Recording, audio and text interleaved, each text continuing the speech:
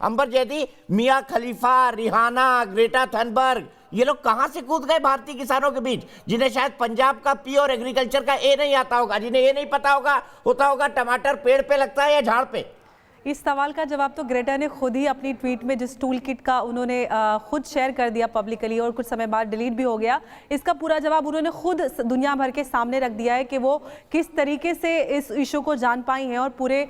15 दिन का उसमें प्लान था कि किस तरीके से ट्वीट करनी है और किसको नाम के साथ लिखा हुआ था कि किसको किस तरीके की ट्वीट करनी है और किस ऑर्गेनाइजेशन का इसके पीछे हाथ है। तो ये सवाल तो पूरी दुनिया के सामने है और मैं तो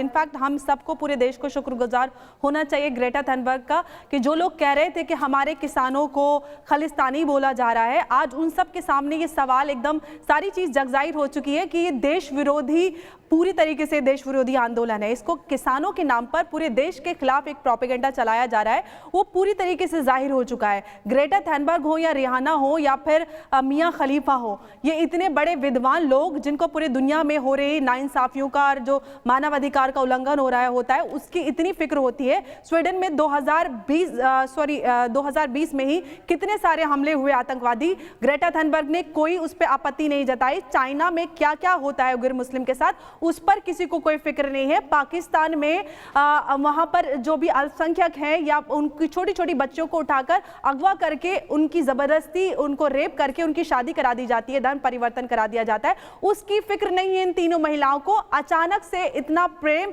उनको किसानों के लिए उमड़ आया। तो ये पूरी वो देश विरोधी ताकतें हैं जो सिर्फ चाइना और पाकिस्तानी नहीं और लोगों को बेनकाब करते हैं कि कौन कौन भारत के दुश्मन कहां कहां बैठे हुए हैं। और रिहाना का गुरमीत सिंह जी के साथ क्या रिलेशन है वो सब देख सकते हैं, ट्विटर पे वो एक दूसरे को फॉलो करते हैं और वो काफी करीबी माने जाते हैं। तो सारी चीजें सबके सामने जाहिर हो चुकी हैं कि इसके पीछे किन का हाथ है और किस तरीके से अचानक से सब एक के बाद एक लगातार ट्वीट आ जाती हैं और सब कहते हैं कि किसानों के साथ नाइंसाफी हो रही है।